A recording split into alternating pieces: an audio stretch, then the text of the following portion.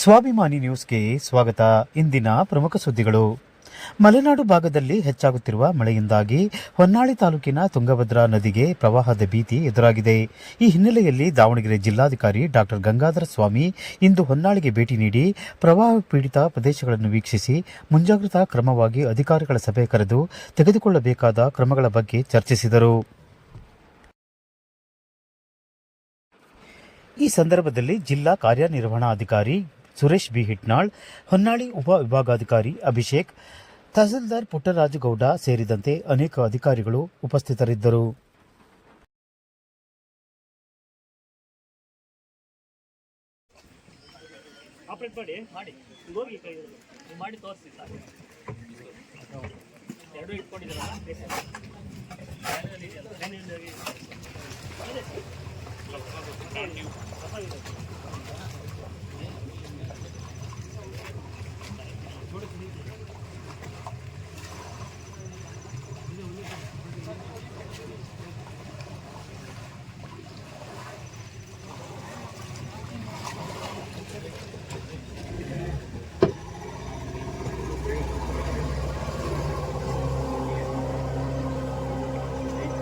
ವಿಜಯ್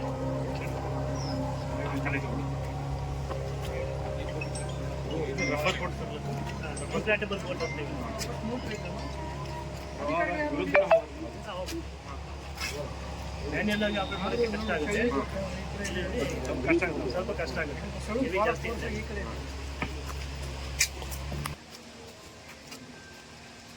ಕರೆಂಟ್ಗೆ ಸ್ವಲ್ಪ ಸ್ಲೋ ಆಗಿ ಹೋಗುತ್ತೆ. ನಿಧಾನಕ್ಕೆ ರೀಚ್ ಆಗುತ್ತೆ.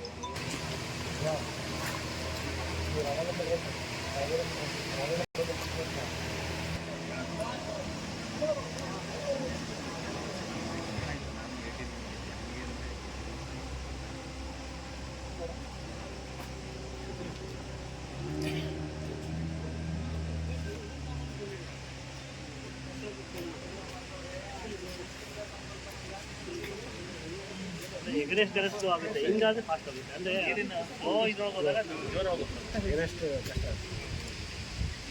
ಸರ್. ಭದ್ರಲ್ಲಿ ಮೊನ್ನೆ ಇದರಲ್ಲಿ ನದಿಯಲ್ಲಿ ರಿವರ್ ರಾಫ್ಟಿಂಗ್ ಅವಕಾಶ ಮಾಡಿದ್ದಾರೆ. ಇಲ್ಲ ಭದ್ರಾ ಸರ್,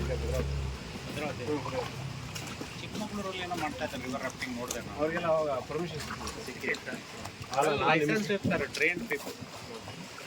ದಾಂಡೇಲಿ ಪ್ರಾಪರ್ ಶೃಂಗೇರಿ ಹತ್ರ ಮಠ ಇದೆಯಲ್ಲ ಸರ್, ಅಲ್ಲೂ ಮಾಡಿದ್ದಾರೆ. ಭಾಳಷ್ಟು ಕಡೆ ಮಾಡಿ.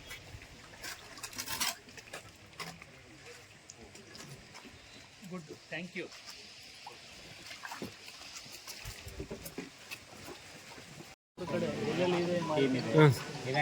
ಈಗ ರೈಟ್ ನಾವು ನಮ್ಮ 5 ತಾಲೂಕುಗಳಲ್ಲಿ ಅಂದರೆ ನ್ಯಾಮತಿಯಲ್ಲಿ ನಮ್ಮ ಸ್ಟೇಷನ್ ಇಲ್ಲ, ಹಾಗಾಗಿ ಹೊನ್ನಾಳಿಯಿಂದ ಆಪರೇಟ್ ಮಾಡ್ತಾರೆ. ಇರ್ತಕ್ಕಂಥ ಎಲ್ಲ ತಾಲೂಕುಗಳಲ್ಲೂ ಒಂದು ಸ್ಟೇಷನ್ ಇದ್ದಾರೆ. ಎಲ್ಲದರಲ್ಲೂ ಕೂಡ ನಮ್ಮ ಸ್ಟಾಫು ಅಲರ್ಟ್ ಆಗಿದ್ದಾರೆ ಮತ್ತು ಟ್ರೈನರ್ ಪರ್ಸನ್ಸ್ ಎಲ್ಲ ಇದ್ದಾರೆ. ಈಗ ರೈಟ್ ನಾವು ನಮ್ಮ ದಾವಣಗೆರೆಯಲ್ಲಿ ಮತ್ತು SDRF ತಂಡ, SDRF ಮತ್ತು ಫೈರ್ ಡಿಪಾರ್ಟ್ಮೆಂಟ್ ಇಬ್ಬರೂ ಸನ್ನದ್ಧರಾಗಿದ್ದೀವಿ. ರೈಟ್ ನಾವು ದಾವಣಗೆರೆಯಲ್ಲಿ ಒಂದು ಬೋಟು, ಮತ್ತು ಹೊನ್ನಳ್ಳಿಯಲ್ಲಿ ಒಂದು ಬೋಟು ಮತ್ತು OBM, ಮತ್ತು ಹರಿಹರದಲ್ಲಿ ಒಂದು ಬೋಟು ಮತ್ತು OBMನ ಇದಕ್ಕೆ ಅಂತಲೇ ರೆಡಿಯಾಗಿ ಇಟ್ಟಿದ್ದೀವಿ. We are well prepared. OBM outboard motor ಅಂತ ಹೇಳ್ತಾರೆ. ಅದೇ ಅದು ನೋಡಿದ್ರಲ್ಲ, ಆ ಮಿಷಿನ್ ಇದೆಯಲ್ಲ, ಅದು ಇಲ್ಲಿ ಔಟ್ಬೋರ್ಡ್ ಮೋಟರ್ ಇದೆ ರೀ. OBM ಇದು ಅಂದರೆ ನಾವು ಮೆಕ್ಯಾನಿಕಲ್ ಆಗು ಆಪ್ರೇಟ್ ಮಾಡ್ಬೋದು ಮತ್ತು ಮ್ಯಾನ್ಯಲ್ ಆಗು ಆಪ್ರೇಟ್ ಮಾಡ್ಬೋದು, ಮೆಷಿನರಿ ಆಪ್ರೇಟ್ ಮಾಡ್ಬೋದು. ಯಾವ ಥರ ಬೇಕು ಅನ್ನೋದು ಅದು ಇದ್ದಾಗ ಹೊಳೆಯಲ್ಲಿ ಮತ್ತು ಇದರಲ್ಲೆಲ್ಲ ಆಪ್ರೇಟ್ ಮಾಡೋಕ್ಕೆ ಅನುಕೂಲ ಆಗುತ್ತೆ. ಹಾಗಾಗಿ ಎರಡೂ ಇರ್ತವೆ ನಮಗೆ. ಬಟ್ ಇದನ್ನು ನಾವು ಎರಡೂ ಬಳಸ್ತೀವಿ. ಇಷ್ಟಿದೆ ಅಂತ ಅಂದ್ಬಿಟ್ಟು ಯಾರು ಸಾರ್ವಜನಿಕರು ಮತ್ತು ಬೇರೆಯವರು ಆ ಥರ ಏನು ಯಾವುದು ಹುಚ್ಚು ಸಾಹಸ ಮಾಡಬಾರ್ದು. ಅಂದರೆ ನಾವು ಸಿದ್ಧತೆ ಇದೆ, ಆ ರೀತಿ ಮಾಡಿ ಇದ್ದಾರೆ ಎಲ್ಲ ಇದೆ ಅಂತ ಹೇಳಿ ಹೋದರೆ ನಾವು ತುರ್ತು ಪರಿಸ್ಥಿತಿಯಲ್ಲಿ ಮಾತ್ರ ನಾವಿದ್ರೆ ಕಾನೂನು ರೀತಿಯಲ್ಲಿ ಕ್ರಮ ಕೈಗೊಳ್ತೀವಿ. ಮತ್ತು ಸಿದ್ಧತೆ ನೀರು ಹೆಚ್ಚಿಗೆ ಈಗ ನಿಮ್ಗೆ ಗೊತ್ತಿದೆ, ನಾವು ಪ್ರತಿ ವರ್ಷ ಅಣಕು ಪ್ರದರ್ಶನವನ್ನು ನಾವು ಮಾಡಬೇಕು. ಈಗ ಮಳೆ ಜಾಸ್ತಿ ಇರೋದ್ರಿಂದ ಯಾವ ಟೈಮಲ್ಲಿ ಬೇಕಾದ್ರೂ ನಮಗೆ ನೀರು ಜಾಸ್ತಿ ತುಂಗಾ ಮತ್ತು ಭದ್ರಾಯಿಂದ ಬಿಡಬಹುದು. ಅದು ಬಿಟ್ಟಂಥ ಸಮಯದಲ್ಲಿ ಏನಾದರೂ ಆದರೆ ಅಂತ ಹೇಳಿ ನಾವು ಇದರ ಸಿದ್ಧತೆಗಳನ್ನು ನಾವು ಮಾಡ್ಕೊಳ್ತಾ ಇದ್ದೀವಿ. ಆದರೆ ಅಂತ ಹೇಳಿ ಹಾಗಂತ ಸಾರ್ವಜನಿಕರಲ್ಲಿ ಮನವಿ ಮಾಡೋದು ಈ ರೀತಿ ಹಿಂಗಿದೆ, ಈ ರೀತಿ ನದಿ ತೀರಗಳಿಗೆ ಹೋಗೋದು ಮತ್ತು ಏನೋ ರೀಲ್ಸ್ ಮಾಡೋದು ಮತ್ತೊಂದು ಮಾಡೋದು ಈ ಥರದ್ದೆಲ್ಲ ಮಾಡಬಾರ್ದು ಅಂತ ಹೇಳಿ ನಾವು ಮನವಿನೂ ಮಾಡ್ಕೊಳ್ತೀವಿ. ಹಾಗೇನಾದರೂ ಮಾಡಿದ್ರೆ ಆ ರೀತಿ ಕಂಡು ಬಂದರೆ ನಾವು ನಮ್ಮ ಪೊಲೀಸ್ ಇಲಾಖೆ ಏನಿದೆ ಆ್ಯಕ್ಷನ್ ಖಂಡಿತ ತೊಗೊಳ್ತೀವಿ. ನಾವು ನಿರ್ದಾಕ್ಷಿಣ್ಯವಾಗಿ ತೊಗೊಳ್ತೀವಿ, ತೊಂದರೆನೂ ಆಗ್ತದೆ ಆಮೇಲೆ. ಹಾಗಾಗಿ ನಾನು ಎಲ್ಲರೂ ಸಾರ್ವಜನಿಕರಿಗೆ ಮನವಿ ಮಾಡ್ತೀನಿ, ನದಿ ತೀರಗಳಿಗೆ ಮತ್ತೊಂದು ಮಗದೊಂದಕ್ಕೆ ತಾವು ಹುಷಾರಾಗಿರಬೇಕು. ಮತ್ತು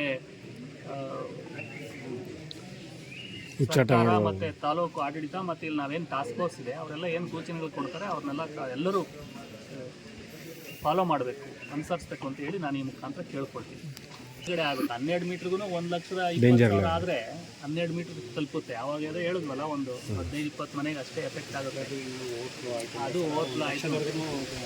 1.25 ಲಕ್ಷದವರೆಗೂ ಏನು ತೊಂದರೆ ಇಲ್ಲ. 1.25 ಲಕ್ಷದವರೆಗೂ ಏನು ತೊಂದರೆ ಇಲ್ಲ. ಈಗ 40,000 ಇದೆ ಅಪ್ರಾಕ್ಸಿಮೇಟ್. ಈಗ 40-45 ಸಾವಿರ ಇದೆ ಈಗ ಹೋಗ್ತಾ ಇರೋದು ಕ್ಯೂಸೆಕ್. ನನಗೂ ಖಚಿತ ಮಾಹಿತಿ ಇಲ್ಲ, ಇವ್ರು ಯಾರೋ ನಮ್ಮ ಇಂಜಿನಿಯರ್ ಹೇಳಿದ್ರು ಅವ್ರ ಅನುಭವದಲ್ಲಿ. ಒಂದು ತುಂಗಾದಲ್ಲಿ ಒಂದು 30-35 ಸಾವಿರ ಇದೆ, ಮತ್ತು ಇದು ಮಳೆದು ಇದೆಲ್ಲ ಸೇರಿಕೊಂಡು ಒಂದು 40-45 ಸಾವಿರ ಇರಬಹುದು ಅಂತ ನಾನು 40,000 ಕ್ಯೂಸೆಕ್ ಇರ್ಬೋದು.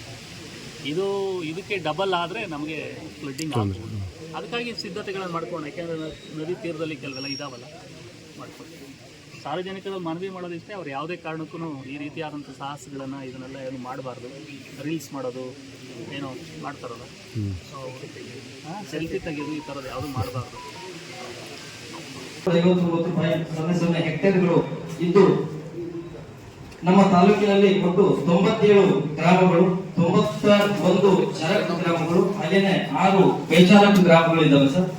ನಾಡ ಕಚೇರಿಗಳು 3 ಇದ್ದು 4 ಹೋಬಳಿಗಳಿದ್ದಾವೆ ಸರ್. ಮುಜರಾಯಿ ದೇವಸ್ಥಾನಗಳಿಗೆ ಪ್ರವೇಶವನ್ನ ಕೊಟ್ಟು ಕೋಳಂತಲೆ ಅನ್ನೋ ಗ್ರಾಮದ ಮುಖಾಂತರ ಈ ಅಂತಿಮವಾಗ್ತವೆ ಸರ್.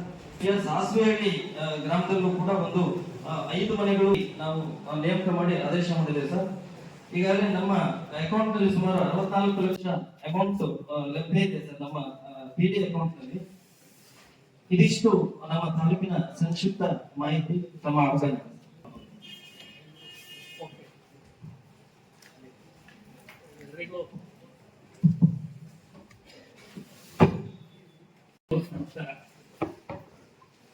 ಇವತ್ತಿನ ಸಭೆಯನ್ನ ಸಂಕ್ಷಿಪ್ತವಾಗಿ ಬೇಗನೆ ಮುಗಿಸೋಣಂತೆ.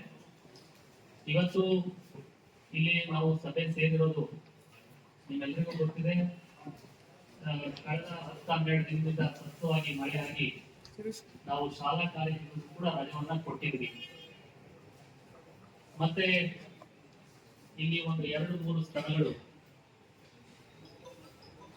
ಹೆಚ್ಚು ನದಿಗೆ ನೀರು ಬಂದಾಗ ಹಾನಿಗೊಳಗಾಗ್ತಕ್ಕಂಥ ಪ್ರದೇಶಗಳ ಆಗಿರೋದ್ರಿಂದ, ಮತ್ತೆ ಮುಂದೆ ಈ ಸಾರಿ ಎಲ್ಲಿನೋ ಇರೋದ್ರಿಂದ ಸೊ ಮಳೆ ಅನ್ಪ್ರಿಡಿಕ್ಟಬಲ್ ತುಂಬಾನೇ ಜಾಸ್ತಿನೇ ಆಗಬಹುದು, ಇನ್ನೂ ಜಾಸ್ತಿನೇ ಆಗಬಹುದು.